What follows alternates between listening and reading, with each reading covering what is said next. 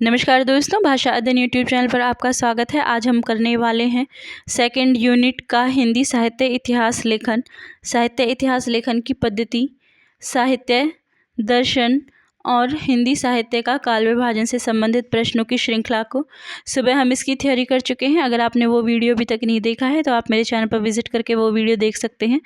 मैंने सभी प्रश्नों को शामिल किया है जो भी इस यूनिट से बनते हैं। अगर आप ये वीडियो देख लेते हैं तो आपकी ये यूनिट कंप्लीट हो जाती है। ठीक है, सेकंड यूनिट का ये टॉपिक आपका कंप्लीट हो जाता है। इससे बाहर से क्वेश्चन नहीं आएगा और इसमें मैंने सभी पीवाईक्यू और एमसीक्यू भी लिए हैं। पीवाईक्यूज़ 2023 तक के जो है मैंने इसमें शामिल किया है। तो वीडियो को अंत तक देखिएगा, उसके बिल्कुल मत कीजिएगा। यह वीडियो नेट के लिए भी इतनी ही इम्पोर्टेंट है जितनी कि एचटेट के लिए, टीजीटी पीजीटी वालों के लिए, यूपी टीजीटी पीजीटी वालों के लिए, DSSB सभी परीक्षाओं के लिए काफ़ी महत्वपूर्ण है। इस टॉपिक में इस वीडियो से बाहर कोई प्रश्न नहीं आएगा, तो इसलिए चलिए शुरू करते हैं आज का वीडियो। पहला प्रश्न देखिए, हम रैपिड फायर है उसकी स्पीड से काम करेंगे। मिनी मैराथन है ये वीडियो, तो मैराथन वीडियो को अपना प्यार दीजिएगा, चैनल को सब्सक्राइब और वीडियो को लाइक कीजिएगा। पहला प्रश्न देखिए, इतिहास केवल घटनाओं का अन्वेषण एवं संकलन मात्र नहीं है, अपितु उसके भीतर कार्य कारण श्रृंखला विद्यमान है।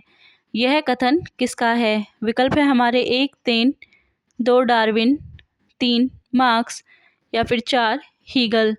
तो इसमें जो है ये कथन किसने कहा है? ये हीगल महोदय ने कथन कहा है। चौथा विकल्प हमारा सही हो जाता है। प्रश्न संख्या 2 देखिए, आचार्य रामचंद्र शुक्ल ने हिंदी साहित्य का इतिहास लिखने में किस पद्धति का अनुसरण किया है? 1 वर्णानुक्रम पद्धति, 2 कालानुक्रम पद्धति, 3 विधेयवादी पद्धति या फिर 4 वैज्ञानिक पद्धति। तो देखिए, आचार्य रामचंद्र शुक्ल जी जो हैं उन्होंने विधेयवादी पद्धति का प्रयोग किया है और आचार्य रामचंद्र शुक्ल जी का काल विभाजन सबसे ज़्यादा मान्य माना जाता है। ठीक है, अगर आपके साथ क्वेश्चन आता है कि विधेयवादी पद्धति का जो है सुव्यवस्थित ढंग से स्थापित किसने किया है, तो उसके लिए फ्रेंच विद्वान तेन का नाम आता है, क्योंकि फ्रेंच विद्वान तेन ने ही जो है विधेयवादी पद्धति को स्थापित किया है। उन्होंने इस पद्धति को 3 शब्दों के माध्यम से स्पष्ट किया है। वो 3 शब्द कौन से हैं? जाति, दूसरा है वातावरण, ठीक है, दूसरा है वातावरण और तीसरा होता है क्षण। तो इन 3 शब्दों के माध्यम से जो है उन्होंने विधेयवादी पद्धति को एक्सप्लेन किया है। प्रश्न संख्या 3 देखिए, प्रत्येक देश का साहित्य वहाँ की जनता की चित्तवृत्ति का संचित प्रतिबिंब होता है। यह कथन किसका है? और विकल्प है हमारे मिश्र बंधु, डॉक्टर धीरेन्द्र, रामचंद्र शुक्ल या फिर श्याम सुंदर दास। तो ऊपर जो कथन दिया गया है यह रामचंद्र शुक्ल का कथन है। विकल्प 3 जो है वो हमारा बिल्कुल सही हो जाएगा। प्रश्न संख्या 4 देखिए, हिंदी साहित्य इतिहास लेखन कार्य से संबंधित लेखकों का सही कालक्रम में लगाएं। और विकल्प है हमारे 1 Mishra Bandhu, George Grierson, Shiv Singh Sengar, Garcin de Tassy. दूसरा विकल्प है हमारा Garcin de Tassy, Shiv Singh Sengar, George Grierson, Mishra बंधु।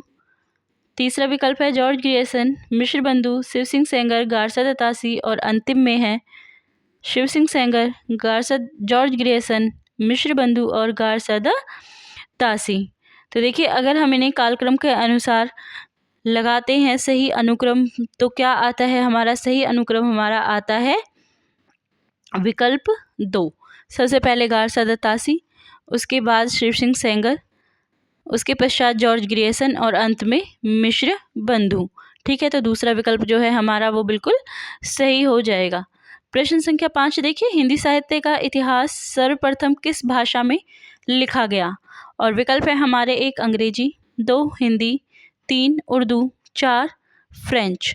तो हिंदी साहित्य का इतिहास सर्वप्रथम फ्रेंच भाषा में लिखा गया है। विकल्प 4 जो है वो हमारा सही हो जाता है। प्रश्न संख्या 6 देखिए, गारसा दत्तासी की स्थावर दला लेत्रेत्यूर एंदोय हिंदुस्तानी का अनुवाद कब प्रकाशित हुआ? और विकल्प हैं 1 1948, 2 1950, 3 1952 या फिर 4 1954। तो गारसा दत्तासी की जो पुस्तक है फ्रेंच भाषा में लिखी गई है, उसका अनुवाद 1952 में डॉक्टर लक्ष्मी नारायण वर्ष्ने ने किया था। ठीक है। डॉक्टर लक्ष्मी सागर वर्ष्णे ने इसको जो है हिंदी में अनुवाद इसका किया था, और कब किया था, तो 1952 में किया था। तीसरा विकल्प जो है हमारा वो बिल्कुल सही हो जाता है। ठीक है, आगे चलिए प्रश्न संख्या 7। हिंदी साहित्य के सर्वप्रथम इतिहास ग्रंथ का रचना काल क्या है? और विकल्प है हमारे 1 1883, 2 1750, 3 1839 या फिर 4 1929। तो हिंदी साहित्य का सर्वप्रथम इतिहास 1839 में जो है रचना काल है उसका कौन सा है? गारसादा तासी का इस्तावरदा ललत्रय एंदोये एंदोस्तानी। ठीक है, तो विकल्प 3 जो है वो हमारा सही हो जाता है। प्रश्न संख्या 8 देखिए, फ्रेंच भाषा में हिंदी साहित्य का इतिहास किसने लिखा है?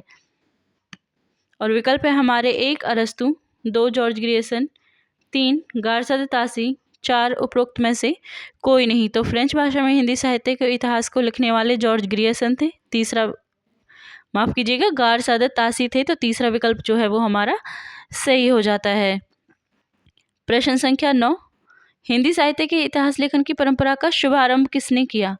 और विकल्प है 1 जॉर्ज ग्रियर्सन, 2 रामचंद्र शुक्ल, 3 शिव सिंह सेंगर, 4 गारसादा तासी। तो हिंदी साहित्य इतिहास लेखन का प्रारंभ गारसादा तासी ने किया है। चौथा विकल्प जो है वो हमारा बिल्कुल सही हो जाता है। प्रश्न संख्या 10 देखिए, शिव सिंह सरोज कब प्रकाशित हुआ है?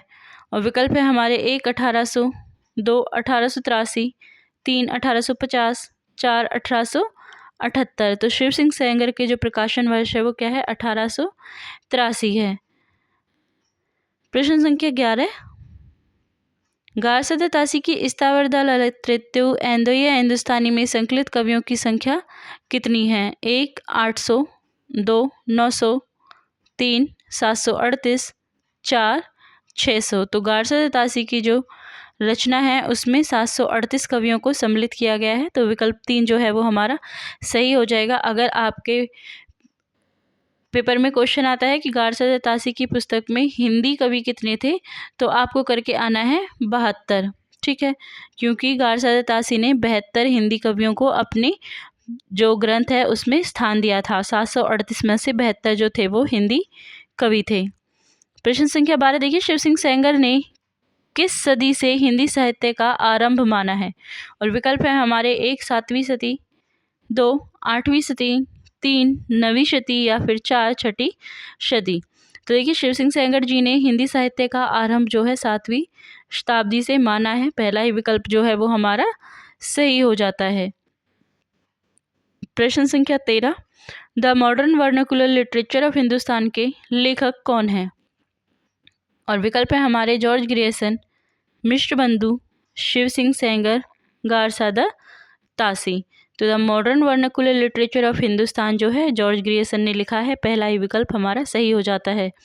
प्रश्न संख्या 14 देखिए, जॉर्ज ग्रियर्सन की काल विभाजन संबंधी पुस्तक का नाम क्या है? और विकल्प है हमारे 1 the modern vernacular of Hindustan, a criticism of Indian literature, इस्तावरदा ललत्रय एंदोये हिंदुस्तानी, और उपरोक्त में से कोई नहीं। ठीक है, तो जो इनकी पुस्तक है जॉर्ज ग्रियर्सन की कौन सी है? The modern vernacular of literature of Hindustan. पहला ही विकल्प जो है हमारा वो सही हो जाता है। प्रश्न संख्या 15 देखिए, मिश्र बंधु विनोद में संकलित साहित्यकारों की संख्या कितनी है? और विकल्प है हमारे 1 7000, 2 5000, 3 4500 या फिर 4 6000। तो मिश्र बंधु विनोद जो कि मिश्र बंधुओं ने लिखी है उसमें 5000 साहित्यकारों को स्थान दिया गया है।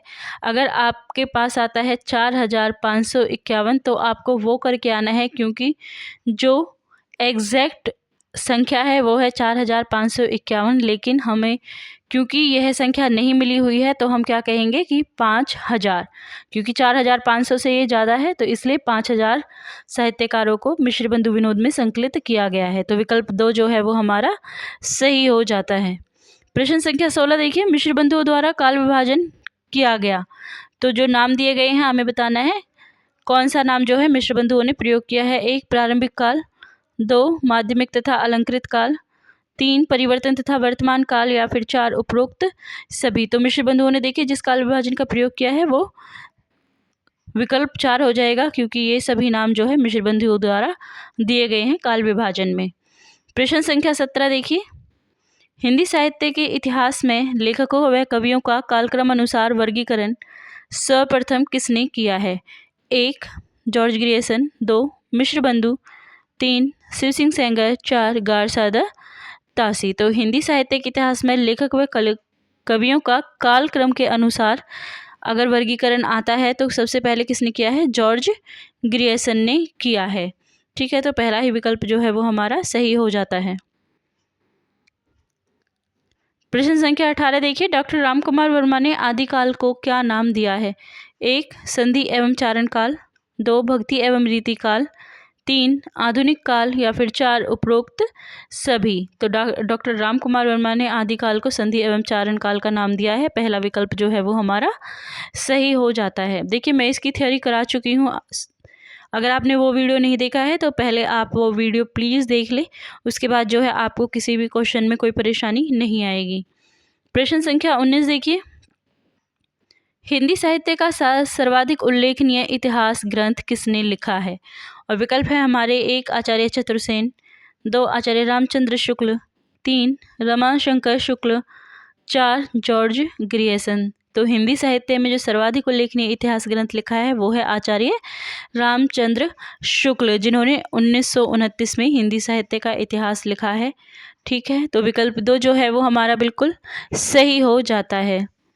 चलिए आगे चलते हैं। प्रश्न संख्या 20, शुक्ल जी ने उत्तर मध्यकाल को क्या कहा है? और विकल्प है हमारे 1 भक्ति काल, 2 रीति काल, 3 पूर्व माध्यमिक काल या फिर 4 गद्य काल। तो पूर्व मध्यकाल जो है, पूर्व नहीं उत्तर मध्यकाल को क्या कहा है? तो रीति काल कहा है। दूसरा विकल्प जो है वो हमारा बिल्कुल सही हो जाएगा। ठीक है, आप जानते हैं रामचंद्र शुक्ल जी ने जो है हर काल का दोहरा नामकरण किया है, तो रीति काल को उन्होंने उत्तर मध्यकाल भी कहा है। प्रश्न संख्या 21 देखिए, शुक्ल जी के कालों का नामकरण का आधार क्या है? और विकल्प है हमारे 1 परंपरा, 2 प्रवृत्ति, 3 कवि या फिर 4 इनमें से कोई नहीं। तो शुक्ल जी ने जो अपने कालों का नामकरण किया है उसका आधार उन्होंने प्रवृत्ति को बनाया है। ठीक है, किस प्रवृत्ति की जो है उस समय ज़्यादा रचनाएं थी, जिस प्रवृत्ति में ज़्यादा रचनाएं हुई थी उसी को नामकरण किया है शुक्ल जी ने। चलिए आगे चलते हैं। प्रश्न संख्या 22, हिंदी साहित्य उद्भव और विकास के लेखक कौन हैं? और विकल्प है हमारे 1 रामचंद्र शुक्ल, 2 हजारी प्रसाद द्विवेदी, 3 डॉक्टर नगेंद्र या फिर 4 उपरोक्त में से कोई भी नहीं। तो हिंदी साहित्य उद्भव और विकास किसने लिखा है? तो आचार्य रामचंद्र शुक्ल ने लिखा है। तो दूसरा विकल्प जो है वो हमारा सही हो जाता है। अगर बात आती है इसके प्रकाशन वर्ष की, तो इसका प्रकाशन वर्ष क्या है? 1952 जो है इसका प्रकाशन वर्ष है। ठीक है, आगे चलते हैं। प्रश्न संख्या 23, डॉक्टर रामकुमार वर्मा ने काल विभाजन में हिंदी साहित्य का प्रारंभ कब माना है? और विकल्प है हमारे 1 700, 2 750, 3 1000, 4 1050। तो देखिए जो डॉक्टर रामकुमार वर्मा है उन्होंने हिंदी साहित्य का जो प्रारंभ है वो कब से माना है? तो उन्होंने माना है 700 से। ठीक है, तो पहला ही विकल्प जो है वो हमारा बिल्कुल सही हो जाता है। प्रश्न संख्या 24 देखिए, आदिकाल को चारण काल नाम किसने दिया है? 1 डॉक्टर नगेंद्र, 2 रामचंद्र शुक्ल, 3 रामकुमार वर्मा या फिर 4 मिश्र बंधु। तो आदिकाल को चारण काल नाम देने वाले रामकुमार वर्मा थे। तीसरा विकल्प जो है वो हमारा बिल्कुल सही हो जाता है। प्रश्न संख्या 25 देखिए, हिंदी साहित्य के प्रारंभिक काल को आदिकाल नाम किसने दिया है? 1 मिश्र बंधु, 2 रामकुमार वर्मा, 3 राहुल सांकृत्यायन, 4 आचार्य हजारी प्रसाद द्विवेदी। तो हिंदी साहित्य के प्रारंभिक काल को आदिकाल नाम देने वाले कौन थे? आचार्य हजारी प्रसाद द्विवेदी थे। चौथा विकल्प जो है वो हमारा बिल्कुल सही हो जाएगा। ठीक है, तो देखिए प्रश्न 25वां प्रश्न और इसका विकल्प 4 जो है वो हमारा सही जवाब हो जाता है। ठीक है, प्रश्न संख्या 26 देखिए। निम्न साहित्य के इतिहासकारों में सबसे पहले किसने साहित्य इतिहास लिखा है? 1 शिव सिंह सेंगर, 2 मिश्र बंधु, 3 श्याम सुंदर दास, 4 रामचंद्र शुक्ल। तो जो हमें विकल्प दिए गए हैं उनमें सबसे पहले कौन से साहित्यकार का नाम आता है वो हमें बताना है, कौन से इतिहासकार आते हैं। तो पहला ही विकल्प जो है हमारा सही हो जाएगा, शिव सिंह सेंगर सबसे पहले आते हैं, तो विकल्प 1 हमारा सही जवाब हो जाता है। प्रश्न संख्या 27 देखिए। आदिकाल को सिद्ध सामंत युग नाम दिया है, किसने दिया है? 1 राहुल साकृतयन, 2 मिश्र बंधु, 3 महावीर प्रसाद द्विवेदी या फिर 4 आचार्य रामचंद्र शुक्ल। तो आदिकाल को सिद्ध सामंत युग नाम देने वाले राहुल साकृतयन थे, पहला ही विकल्प हमारा सही हो जाता है। प्रश्न संख्या 28 देखिए। आदिकाल को बीज वपन काल किसने कहा है? 1 मिश्र बंधु, 2 महावीर प्रसाद द्विवेदी, 3 आचार्य हजारी प्रसाद द्विवेदी या फिर 4 उपरोक्त में से कोई भी नहीं। तो देखिए आदिकाल को बीज वपन काल कहने वाले कौन थे? महावीर प्रसाद द्विवेदी थे, दूसरा विकल्प जो है वो हमारा सही हो जाता है। प्रश्न संख्या 29। 8वीं सदी को किस साहित्यकार के उदय का काल माना गया है? और विकल्प है हमारे 1 संस्कृत साहित्य, 2 उर्दू साहित्य, 3 अपभ्रंश साहित्य, 4 अंग्रेजी साहित्य। तो 8वीं शती को जो है अपभ्रंश साहित्य का काल माना जाता है, विकल्प 3 जो है वो हमारा बिल्कुल सही हो जाता है। आगे प्रश्न संख्या 30। प्रश्न संख्या 30 देखिए, क्या पूछ रहा है हमसे कि अपभ्रंश को पुरानी हिंदी कहने वाले साहित्यकार कौन है? और विकल्प है हमारे 1 ग्रियर्सन मिश्र बंधु, 2 चंद्रधर शर्मा गुलेरी, 3 राम कुमार वर्मा, 4 ये सभी। तो अपभ्रंश को पुरानी हिंदी कहने वाले साहित्यकार राम कुमार वर्मा है, तीसरा विकल्प जो है वो हमारा सही हो जाता है। ठीक है, प्रश्न संख्या 31। इनमें से असत्य कथन कौन सा है? और विकल्प हमें दिए हैं। 1 शुक्ल जी का इतिहास ग्रंथ सन 1929 में प्रकाशित हुआ, 2 गारसा दत्तासी हिंदी साहित्य के इतिहास के प्रथम लेखक हैं, 3 शिव सिंह सरोज में लगभग 1000 कवियों का विवरण है, और 4 हिंदी साहित्य का आदिकाल डॉक्टर नगेंद्र की रचना है। तो इसमें हमें बताना है असत्य कौन सा है। ठीक है, तो देखिए इसमें जो है शिव सिंह सरोज में लगभग 1000 कवियों का विवरण है, यह गलत है। तो देखिए इसमें जो है हिंदी साहित्य का आदिकाल डॉक्टर नगेंद्र की रचना है, विकल्प 4 गलत है, 3 नहीं, क्योंकि शिव सिंह सरोज में जो है 1003 कवियों का विवरण है, तो लगभग बोला है उन्होंने, तो ये सही हो जाएगा। लेकिन हिंदी साहित्य का आदिकाल जो है डॉक्टर नगेंद्र की रचना नहीं है, बल्कि किसकी रचना है? हजारी प्रसाद द्विवेदी की रचना है। ठीक है, हजारी प्रसाद द्विवेदी जी की रचना है हिंदी साहित्य का आदिकाल। डॉक्टर नगेंद्र की रचना कौन सी है? तो डॉक्टर नगेंद्र की हिंदी साहित्य का इतिहास है, तो विकल्प 4 जो है वो हमारा सही हो जाता है। प्रश्न संख्या 32 देखिए। इनमें से अशुद्ध जोड़ा छांटिए। तो पहला है राजस्थानी भाषा और साहित्य, मोतीलाल मनेरिया, दूसरा है हिंदी साहित्य का वैज्ञानिक इतिहास, डॉक्टर गणपति चंद्र गुप्त, हिंदी साहित्य का वैज्ञानिक इतिहास सर जॉर्ज ग्रियर्सन, और चौथा है शिव सिंह सरोज, शिव सिंह सेंगर। तो देखिए हिंदी साहित्य का वैज्ञानिक इतिहास डॉक्टर गणपति चंद्र गुप्त ने लिखा है, ना कि जॉर्ज ग्रियर्सन ने, तो विकल्प 3 जो है वो हमारा सही जवाब हो जाता है। आगे चलते हैं, प्रश्न संख्या 33। आचार्य शुक्ल ने हिंदी साहित्य का आविर्भाव किससे माना है? और विकल्प है हमारे 1 प्राकृत से, 2 संस्कृत से, 3 प्राकृत की अंतिम अपभ्रंश अवस्था से या फिर पाली से। तो आचार्य रामचंद्र शुक्ल जी जो हैं वो प्राकृत की अंतिम अपभ्रंश अवस्था से जो है हिंदी साहित्य का आविर्भाव मानते हैं, विकल्प 3 जो है वो हमारा बिल्कुल सही हो जाता है। आगे देखिए प्रश्न संख्या 34। सुमेलित कीजिए। और हमें पहले सूची में कृति दी हुई है और दूसरी सूची में रचनाकार दिया गया है, नीचे हमें कूट दिए गए हैं और हमें बताना है कौन सा सही है, सुमेलित है। तो पहले देखिए हिंदी साहित्य का इतिहास, बी इतिहास एवं साहित्य दृष्टि, सी आधुनिक हिंदी साहित्य का इतिहास, 4 हिंदी साहित्य और संवेदना का विकास। और रचनाकार हमें दिए गए हैं, 1 doctor Ramswaroop Chaturvedi, 2 doctor Bachchan Singh, 3 manager Pandey, 4 Acharya Chatursen. तो अगर हम इन्हें सुमेलित करते हैं तो हिंदी साहित्य का इतिहास किसने लिखा है? आचार्य चतुर्सेन ने लिखा है। ठीक है। इसके बाद इतिहास एवं साहित्य दृष्टि मैनेजर पांडे की रचना है। ठीक है। आधुनिक हिंदी साहित्य का इतिहास, आधुनिक हिंदी साहित्य का इतिहास किसने लिखा है? तो आधुनिक हिंदी साहित्य का इतिहास लिखने वाले हैं डॉक्टर बच्चन। और हिंदी साहित्य और संवेदना का विकास डॉक्टर रामस्वरूप चतुर्वेदी। ठीक है। तो इस तरह हमारा सही जवाब हो जाता है विकल्प 2। विकल्प 2 जो है हमारा सही जवाब हो जाता है। आगे देखिए प्रश्न संख्या 35। डॉक्टर नगेंद्र द्वारा हिंदी साहित्य का इतिहास नागरी प्रचारणी सभा के माध्यम से कितने खंडों में प्रस्तुत किया गया है?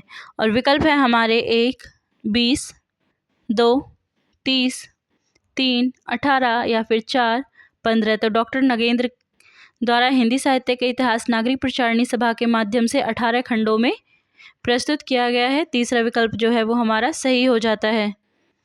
प्रश्न संख्या 36 देखिए, निम्नलिखित में से कौन मिश्र बंधुओं में नहीं है? 1 गणेश बिहारी मिश्र, 2 श्याम बिहारी मिश्र, 3 सुखदेव बिहारी मिश्र या फिर 4 प्रताप नारायण मिश्र। तो देखिए मिश्र बंधु जो है 3 भाई थे, जिनमें से गणेश, श्याम और सुखदेव बिहारी जो है सही होते हैं, लेकिन प्रताप नारायण मिश्र मिश्र बंधुओं का हिस्सा नहीं है। प्रताप नारायण मिश्र अलग हैं। तो विकल्प 4 जो है वो हमारा सही हो जाता है। प्रश्न संख्या 37 देखिए, ग्रियर्सन ने आदिकाल को क्या नाम दिया है? और विकल्प है हमारे 1 प्रारंभिक काल, 2 संधि काल, 3 चारण काल या फिर 4 बीज वपन काल। तो देखिए उन्होंने क्या नाम दिया है? चारण काल नाम दिया है। विकल्प 3 जो है वो हमारा सही हो जाता है। आगे है प्रश्न संख्या 38। प्रवृत्ति के आधार पर निम्नलिखित में से किसका नामकरण हुआ है? और विकल्प है हमारे 1 रीतिकाल, 2 भारतेंदु युग, 3 आदिकाल, 4 भक्ति काल। तो प्रवृत्ति के आधार पर अगर हम नामकरण की बात करें तो आदिकाल का नामकरण जो है प्रवृत्ति के आधार पर किया गया है। तीसरा विकल्प जो है वो हमारा सही हो जाता है। प्रश्न संख्या 39 देखिए, पूर्व मध्यकाल का एक अन्य नाम शुक्ल जी के अनुसार क्या है? और विकल्प है हमारे 1 रीतिकाल, 2 पूर्व माध्यमिक काल, 3 गद्य काल, 4 भक्ति काल। तो देखिए पूर्व मध्यकाल जो है वो भक्ति काल का दूसरा नाम है। विकल्प 4 जो है वो हमारा सही हो जाता है। पूर्व मध्यकाल क्या है? भक्ति काल है। और इसके अलावा अगर आता है उत्तर मध्यकाल, तो उत्तर मध्यकाल क्या हो जाता है? रीतिकाल हो जाता है। तो विकल्प 4 हमारा सही जवाब होगा। प्रश्न संख्या 40, इस्तावर्दा ला लिटरेच्योर एंदोये हिंदुस्तानी का हिंदी अनुवाद किसने किया है? और विकल्प है हमारे 1 हजारी प्रसाद द्विवेदी, 2 श्याम सुंदर दास, 3 लक्ष्मी सागर वर्ष ने या फिर 4 डॉक्टर नगेंद्र। तो देखिए इस्तावर्दा लिटरेच्योर जो रचना है उसका हिंदी अनुवाद डॉक्टर लक्ष्मी सागर वर्षने ने किया था 1952 में। ठीक है, 1952 में उन्होंने इसका हिंदी अनुवाद किया है। तो 40 का तीसरा विकल्प जो है वो हमारा सही हो जाता है। प्रश्न संख्या 41 देखिए, रीतिकाल को अलंकृत काल किसने कहा है? और विकल्प है हमारे 1 डॉक्टर रामकुमार वर्मा, 2 मिश्र बंधु, 3 रामचंद्र शुक्ल, 4 हजारी प्रसाद द्विवेदी। तो रीतिकाल को अलंकृत काल कहने वाले मिश्र बंधु हैं। विकल्प 2 जो है वो हमारा बिल्कुल सही हो जाता है। प्रश्न संख्या 42, राहुल सांकृत्यायन ने सिद्ध सामंत काल किसे कहा है? और विकल्प है 1 व्याकरण, 2 आदिकाल, 3 रीतिकाल, 4 आधुनिक काल। तो राहुल सांकृत्यायन ने सिद्ध सामंत काल आदिकाल को कहा है। विकल्प 2 जो है वो हमारा सही हो जाता है। प्रश्न संख्या 43 देखिए, निम्नलिखित में से कौन सा सुमेलित नहीं है? 1 आरंभिक काल मिश्र बंधु, 2 सिद्ध सामंत युग राहुल सांकृत्यायन, 3 चारण काल आचार्य शुक्ल, 4 आदिकाल हजारी प्रसाद द्विवेदी, और हमें बताना है जो सुमेलित नहीं है। ठीक है, तो जो चारण काल है वो आचार्य शुक्ल ने नहीं कहा है। तीसरा जो है हमारा सुमेलित नहीं है। बाकी पहला, दूसरा, चौथा ऑप्शन हमारा बिल्कुल सही है। तो हमारा जवाब हो जाएगा विकल्प 3। ठीक है, आगे चलते हैं। प्रश्न संख्या 44, रामचंद्र शुक्ल ने हिंदी साहित्य को कितने कालों में विभक्त किया है, बांटा है? और विकल्प है हमारे 1, 4, 2, 5, 3, 6 या फिर 4, 7। तो रामचंद्र शुक्ल जी ने हिंदी साहित्य को 4 कालों में विभक्त किया है। पहला ही विकल्प जो है हमारा सही हो जाता है, और उन्होंने हर काल का जो है दोहरा नामकरण किया है, ये भी आपको नोट कर लेना है। प्रश्न संख्या 45 देखिए, साहित्य में होने वाले परिवर्तनों को कालक्रम के साथ प्रस्तुत करना क्या कहलाता है? 1, साहित्य का इतिहास, 2, गद्य, 3, पद्य, 4, व्याकरण। तो देखिए, साहित्य में होने वाले परिवर्तनों को कालक्रम के साथ प्रस्तुत करना साहित्य का इतिहास कहलाता है। विकल्प 1 जो है वो हमारा सही हो जाता है। प्रश्न संख्या 46 देखिए, जॉर्ज ग्रियर्सन की रचना का हिंदी में अनुवाद किसने किया है? और विकल्प है हमारे 1, किशोरीलाल गुप्त, 2, रामचंद्र शुक्ल, 3, राहुल सकृतैन या फिर 4 इनमें से कोई भी नहीं। ठीक है,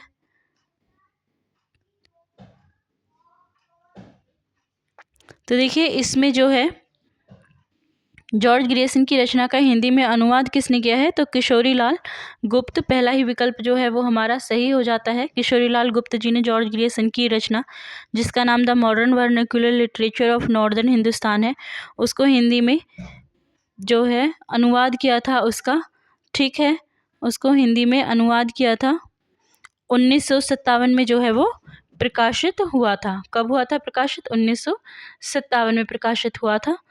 ये भी आपको नोट कर लेना है। ठीक है, प्रश्न संख्या 47 देखिए, हिंदी साहित्य की भूमिका के लेखक कौन है? हिंदी साहित्य की भूमिका के लेखक कौन है? और विकल्प है हमारे 1, हजारी प्रसाद द्विवेदी, 2, रामचंद्र शुक्ल, 3, डॉक्टर नगेंद्र, 4, श्याम सुंदर दास। तो हिंदी साहित्य की भूमिका जो है हजारी प्रसाद द्विवेदी जी ने लिखी है। अगर मैं बात करूं इसके प्रकाशन वर्ष की, तो हिंदी साहित्य की भूमिका का प्रकाशन वर्ष क्या है? 1940 में जो है इसको प्रकाशित किया गया है। प्रश्न संख्या 48 देखिए, शिव सिंह सेंगर किस कवि से हिंदी साहित्य का आरंभ मानते हैं? और विकल्प है हमारे 1, विक्रम, 2, पुष्पदंत, 3, चंद्रबरदाई, 4 इनमें से कोई भी नहीं। तो देखिए जो शिव सिंह सेंगर है वो पुष्पदंत से जो है हिंदी साहित्य का आरंभ मानते हैं। तो विकल्प 2 जो है वो हमारा सही हो जाता है। प्रश्न संख्या 49, हिंदी साहित्य का आरंभ 11वीं सदी से मानने वाले विद्वान कौन है? और विकल्प है हमारा 1, आचार्य रामचंद्र शुक्ल, 2, डॉक्टर श्याम सुंदर दास, 3, रामकुमार वर्मा, 4 उपरोक्त सभी। तो हिंदी साहित्य का आरंभ 11वीं शताब्दी से कौन मानते हैं? आचार्य रामचंद्र शुक्ल मानते हैं। प्रश्न संख्या 50 देखिए, निम्नलिखित सूचियों को सुमेलित कर सही कूट का चयन करें। तो सूची 1 में हमें दिए गए हैं काल, और सूची 2 में दिया गया है उनका समय। तो सूची 1 देखिए, आदिकाल, भक्तिकाल, रीतिकाल और आधुनिक काल।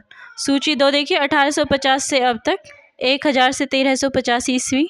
तीसरा है 1350 से 1650, और चौथा है 1650 से 1850।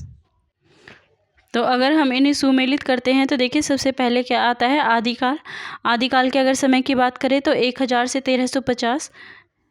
ठीक है, 1 का 2। दूसरा है भक्तिकाल। भक्तिकाल का समय 1350 से 1650 माना जाता है। तीसरा है रीतिकाल। रीतिकाल का समय 1650 से 1850। ठीक है, और आधुनिक काल 1850 से अब तक। तो इस तरह से जो हमें मिलता है सुमेलित, वो होता है ए का 2, बी का 3, 4 का 1 और 3 का 4 और डी का 1। तो विकल्प 2 जो है वो हमारा बिल्कुल सही हो जाता है। ठीक है, आगे देखिए प्रश्न संख्या 51, हिंदी साहित्य का आलोचनात्मक इतिहास नामक ग्रंथ में किस काल अवधि का साहित्य इतिहास वर्णित है? और विकल्प है हमारे एक ए 700 से 1400, बी 693 से 1693, सी 1000 से 1600 ईस्वी या फिर डी 950 से 1700 ईस्वी।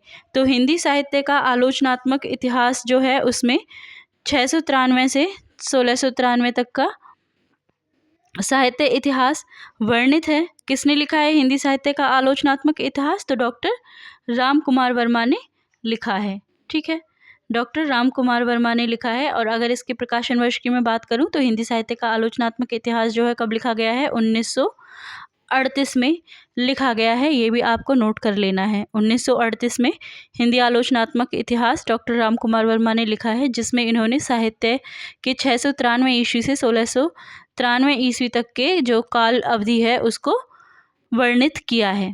तो विकल्प बी जो है वो हमारा बिल्कुल सही हो जाता है। प्रश्न संख्या 52 देखिए। हिंदी में साहित्य इतिहास लेखन की सर्वाधिक लोकप्रिय पद्धति कौन सी रही है?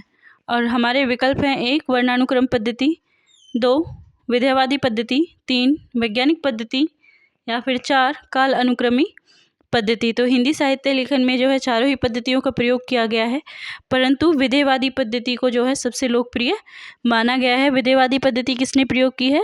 रामचंद्र शुक्ल जी ने जो है इसका प्रयोग किया है। और इसके अगर पूछा जाए आपसे विधेयवादी पद्धति के जनक कौन है, तो विधेयवादी पद्धति के जनक कौन है? तेन महोदय हैं। ठीक है, तेन है जो कि एक फ्रेंच विद्वान है।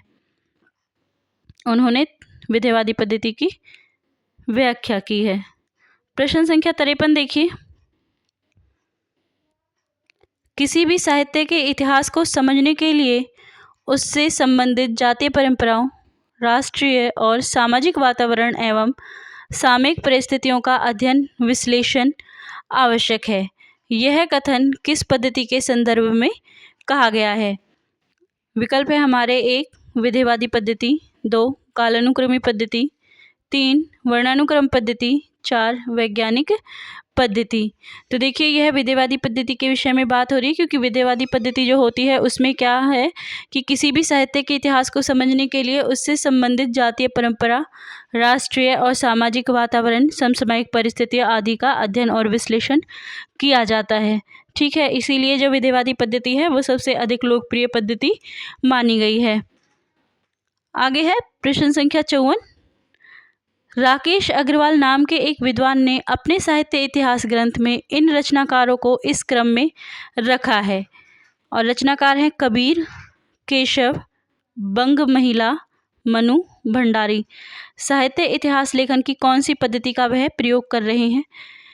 एक वर्णानुक्रम पद्धति, 2 कालानुक्रमी पद्धति, 3 वैज्ञानिक पद्धति, 4 विधेयवादी पद्धति। ठीक है, तो इन 4 पद्धतियों में से राकेश अग्रवाल द्वारा दिए गए क्रम में प्रयुक्त पद्धतियों के संदर्भ में सही कूट का चयन कीजिए कि राकेश अग्रवाल जो साहित्य इतिहास ग्रंथ कर रहे हैं, रचनाकारों को इस क्रम में रखने के बाद उनकी जो है कौन सी पद्धति का प्रयोग किया जा रहा है।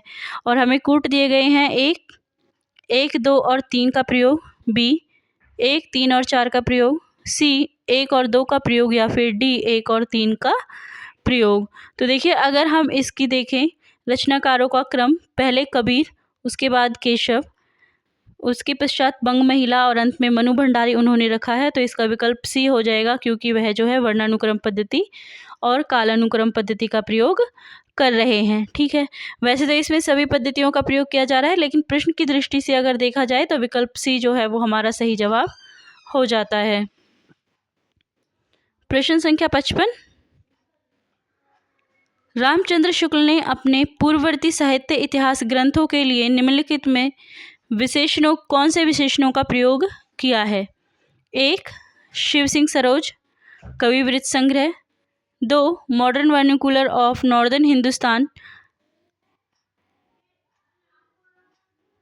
बड़ा। तो देखिए इसमें जो है पहले है शिव सिंह सरोज कविवृत्त संग्रह। दूसरा है modern vernacular literature of northern Hindustan, उसके लिए बड़ा कविवृत्त संग्रह। और तीसरा है मिश्र बंधु विनोद, जिसके लिए प्रकांड कविवृत्त संग्रह का विशेषण प्रयोग किया गया है। तो प्रकांड कविवृत्त संग्रह सही युगम के संदर्भ में उपयुक्त कूट का चयन कीजिए। कौन सा कूट हमारा सही है, कौन सा जो है सुमेलित है, विशेषण वो हमें बताना है। और हमें दिए गए हैं कूट 1 और 2, बी केवल 1, सी 1 और 3, या फिर डी 1, 2 और 3। तो देखिए रामचंद्र शुक्ल जी ने शिव सिंह सरोज को कविवृत्त संग्रह कहा है, ठीक है। Modern vernacular literature of northern Hindustan को बड़ा कविवृत्त संग्रह कहा है, और मिश्र बंधु विनोद को प्रकांड कविवृत्त संग्रह कहा है। तो इसलिए तीनों ही जो है सही हो जाते हैं। तो ऑप्शन डी जो है वो हमारा सही जवाब हो जाता है। प्रश्न संख्या 56 देखिए, रामचंद्र शुक्ल ने अपने साहित्य का इतिहास में लिखा है। 1, किसी काल विस्तार को लेकर यूं ही पूर्व और उत्तर नाम देकर 2 हिस्से कर डालना ऐतिहासिक विभाग नहीं कहला सकता। 2, इतिहास की पुस्तक में किसी कवि की पूरी क्या अधूरी आलोचना भी नहीं हो सकती। 3, रीतिकाल के कवियों के परिचयात्मक विवरण मैंने प्राय शिव सिंह सरोज से ही लिए हैं। और 4, वर्तमान लेखकों और कवियों के संबंध में कुछ लिखना अपने सिर एक बला मोल लेना ही जान पड़ता है। तो इसमें से कौन से कथन है जो रामचंद्र शुक्ल ने हिंदी साहित्य का इतिहास में लिखे हैं।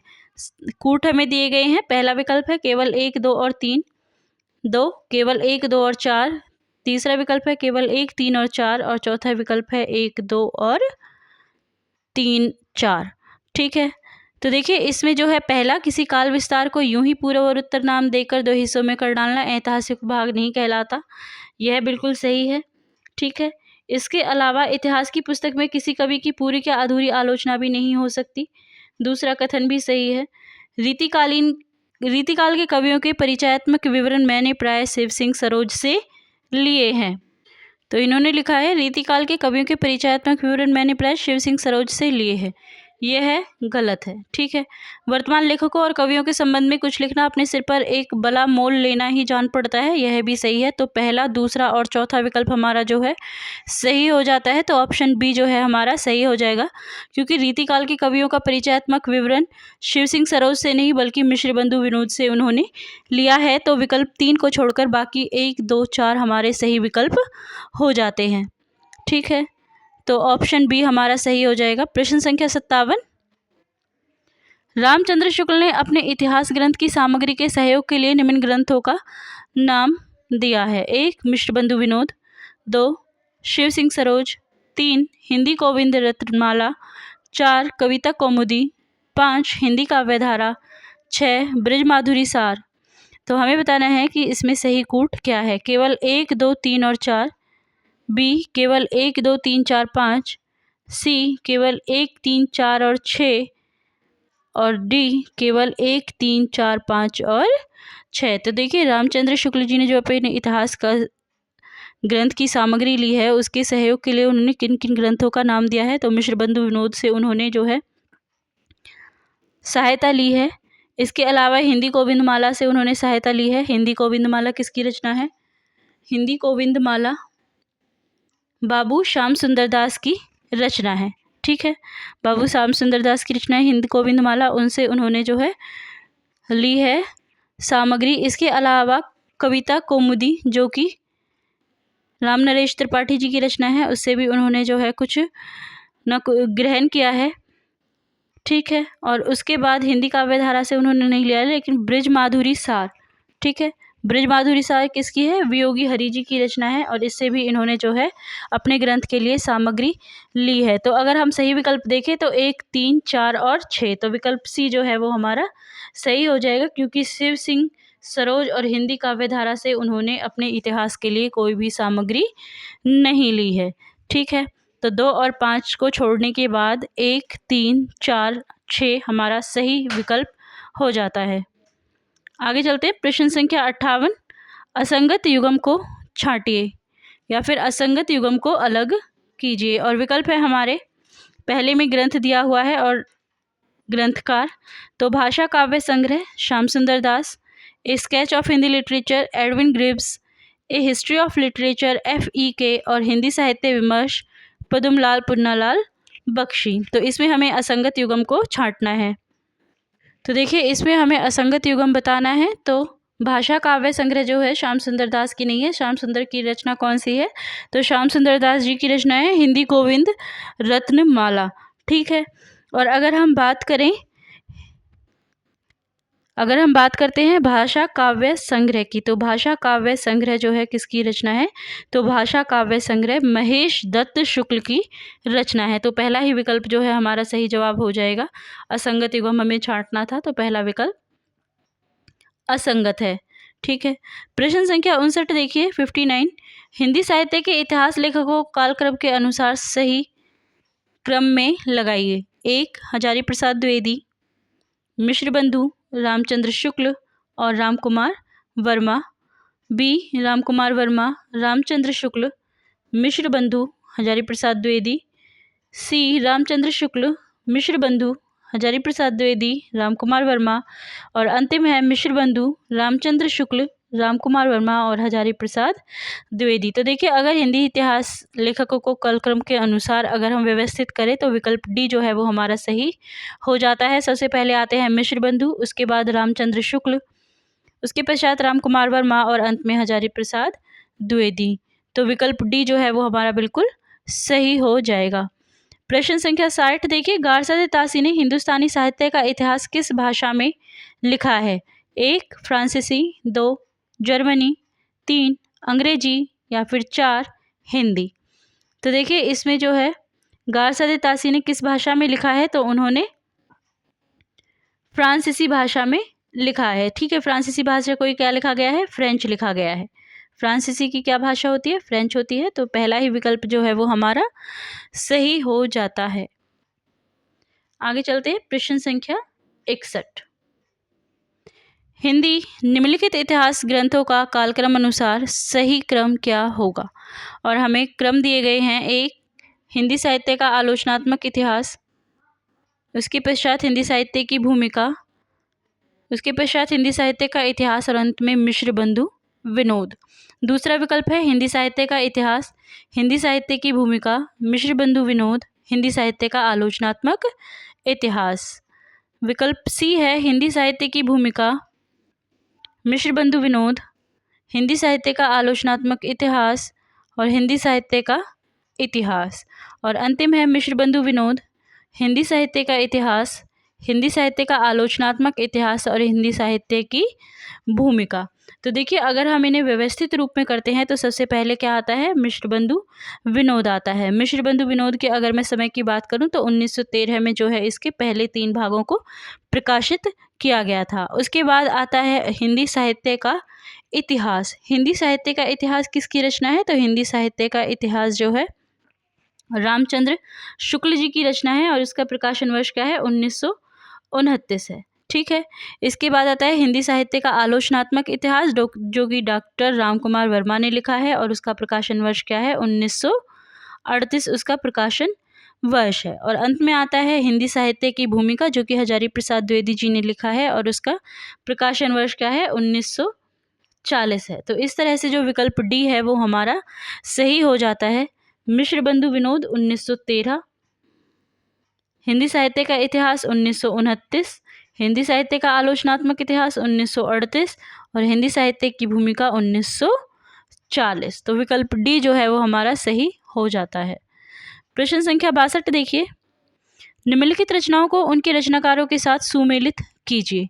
रचनाएं हमें दी गई है हिंदी साहित्य की भूमिका, हिंदी साहित्य का आलोचनात्मक इतिहास, उत्तरी भारत की संत परंपरा और हिंदी साहित्य का दूसरा इतिहास। तो देखिए हिंदी साहित्य की भूमिका जो है काफ़ी प्रसिद्ध रचना है। किसने लिखी है? हजारी प्रसाद द्विवेदी जी ने लिखी है। तो ए का 2। ठीक है। उसके बाद आता है हिंदी साहित्य का आलोचनात्मक इतिहास। हिंदी साहित्य के आलोचनात्मक इतिहास की मैं बात करूं तो रामकुमार वर्मा ने लिखा है इसे। तो बी का 4। ठीक है। उसके बाद आता है उत्तरी भारत की संत परंपरा। उत्तरी भारत की संत परंपरा किसने लिखा है? परशुराम चतुर्वेदी जी ने लिखा है। और अंतिम है हिंदी साहित्य का दूसरा इतिहास जिसको लिखा है किसने? बच्चन सिंह ने। ठीक है। तो इस तरह से ए का 2, बी का 4, सी का 1 और डी का 2, डी का 3। ठीक है, तो विकल्प बी जो है वो हमारा सही हो जाता है। ठीक है, प्रश्न संख्या 63 देखिए, शिव सिंह सरोज का प्रकाशन कब हुआ है? विकल्प है हमारे 1 1862 ईस्वी, बी 1870 ईस्वी, सी 1883 ईस्वी और डी 1888 ईस्वी। तो शिव सिंह सरोज का प्रकाशन वर्ष 1883 ईस्वी है। सी ऑप्शन जो है वो हमारा सही हो जाता है। अगला प्रश्न है प्रश्न संख्या 64, विलक्षण बात यह है कि आधुनिक गद्य साहित्य की परंपरा का परिवर्तन नाटक से हुआ। उपयुक्त कथन किस इतिहासकार का है? 1 हजारी प्रसाद द्विवेदी, बी रामचंद्र शुक्ल, सी बच्चन सिंह, डी रामस्वरूप चतुर्वेदी। तो विलक्षण बात यह है, जो ये पंक्तियां कही गई है, ये कथन जो है वो किसका है? रामचंद्र शुक्ल का है कि आधुनिक गद्य साहित्य की परंपरा का जो परिवर्तन हुआ है वो नाटक से हुआ है। विकल्प बी जो है वो हमारा सही जवाब हो जाता है। प्रश्न संख्या 65 देखिए, मलिक मोहम्मद जायसी की प्रेम कविता हिंदी साहित्य के इतिहास का काल विभाजन और नामकरण करते हुए उपयुक्त नामकरण किस साहित्य इतिहासकार ने सुझाया है? 1 George Abraham Grierson, B Ramchandra Shukla, C Hazari Prasad Dwivedi, D Ganpati Chandra Gupt. तो देखिए, मलिक मोहम्मद जायसी की जो प्रेम कविता है उसके आधार पर काल विभाजन नामकरण का जो सुझाव दिया था वो किसने दिया था? जॉर्ज ग्रियर्सन ने दिया था। तो जॉर्ज अब्राहम ग्रियर्सन इनका जो है पूरा नाम है। तो विकल्प ए जो है वो हमारा बिल्कुल सही हो जाता है। आगे देखिए प्रश्न संख्या 66, 700-800 वर्षों की संचित ज्ञान राशि सामने लगी हुई थी, पर ऐसा निर्दिष्ट सारणियों की उद्भावना नहीं हुई थी जिसके अनुसार सुगमता से इसे प्रभूत सामग्री का वर्गीकरण होता। भिन्न भिन्न शाखाओं के हजारों कवियों की केवल कालक्रम से गुथी उपयुक्त वृत्तमालाएं साहित्य के इतिहास के अध्याय में कहाँ तक सहायता पहुंचा सकती थी? सारे रचना काल को केवल आदि, मध्य, पूर्व, उत्तर इत्यादि खंडों में आंखें मूंदकर बांट देना, यह भी न देखना कि खंड के भीतर क्या आता है क्या नहीं, किसी वृत्त संग्रह को इतिहास नहीं बना सकता। ठीक है, तो ये पंक्तियां जो है साहित्य इतिहास लेखन के संबंध में उपयुक्त बातें किस आलोचक ने कही है? और विकल्प है हमारे ए रामचंद्र शुक्ल, बी हजारी प्रसाद द्विवेदी, सी रामकुमार वर्मा या फिर डी रमाशंकर शुक्ल रसाल। माफ़ कीजिएगा। तो देखिए, जो ये उपरोक्त पंक्तियां हैं ये रामचंद्र शुक्ल जी ने कही है कि किसी भी इतिहास को, किसी भी साहित्य में जो है सारे रचना काल को केवल मध्य, पूर्व, उत्तर आदि खंडों में आंख मूंदकर बांट देना, यह वृत्त संग्रह है, इतिहास नहीं है। ठीक है, तो विकल्प एक जो है वो हमारा सही जवाब हो जाता है। प्रश्न संख्या 67 देखिए, ब्रज का कृष्ण संप्रदाय हिंदी साहित्य के इतिहास का काल विभाजन और नामकरण करते हुए उपयुक्त नामकरण निम्नलिखित में से किस साहित्य इतिहासकार ने सुझाया है? 1 मिश्र बंधु, बी जॉर्ज ग्रियर्सन, सी रामचंद्र शुक्ल या फिर डी रामकुमार वर्मा। तो ब्रज का कृष्ण संप्रदाय हिंदी साहित्य के इतिहास के काल विभाजन में नामकरण जो है किसने सुझाया है? जॉर्ज ग्रियर्सन ने। तो बी ऑप्शन जो है वो हमारा सही हो जाता है। ये जो प्रश्न है ये पहले भी जो है नेट की परीक्षा में पूछा जा चुका है और एचटेट का लेवल भी जो है अब काफ़ी हाई हो गया है, तो आपसे पूछा जा सकता है। प्रश्न संख्या 68 देखिए, निम्नलिखित में से किसके मत अनुसार इतिहास की व्याख्या द्वंद्वात्मक पद्धति के आधार पर होनी चाहिए? और हमारे विकल्प हैं ए तेन, बी हीगल, सी विको या फिर डी वॉल्टेयर। तो देखिए, इतिहास की व्याख्या द्वंद्वात्मक पद्धति के आधार पर होनी चाहिए, ये हीगल महोदय कहते हैं। बी ऑप्शन जो है वो हमारा सही हो जाएगा। और आज का अंतिम प्रश्न देखिए, निम्नलिखित में इतिहास दर्शन के मूलतः संबंधित विचारक कौन है? 1 वॉल्टेयर, बी हेरोडोटस, 3 विको और डी कांट। तो हिंदी इतिहास दर्शन के जो मूलतः संबंधित विचारक है वो वॉल्टेयर माने जाते हैं। पहला ही विकल्प जो है हमारा सही हो जाएगा। तो ये थी आज की हमारी वीडियो। यूनिट 2 का पहला जो टॉपिक है हिंदी साहित्य का इतिहास लेखन, हिंदी साहित्य के इतिहास लेखन की पद्धति, हिंदी साहित्य दर्शन और हिंदी का काल अनुक्रम विभाजन। तो सभी प्रश्नों को जो है कवर करने की कोशिश की गई है। आई होप आज की वीडियो आपको अच्छी लगी होगी। वीडियो अच्छी लगी है तो वीडियो को लाइक ज़रूर कीजिएगा। और चैनल पर नए हैं, चैनल को अभी तक सब्सक्राइब नहीं किया है तो प्लीज़ चैनल को सब्सक्राइब कर लीजिएगा ताकि आने वाली वीडियोज़ की नोटिफिकेशन आपको मिलती रहे और हमें भी वीडियो बनाने का मोटिवेशन मिलता रहे।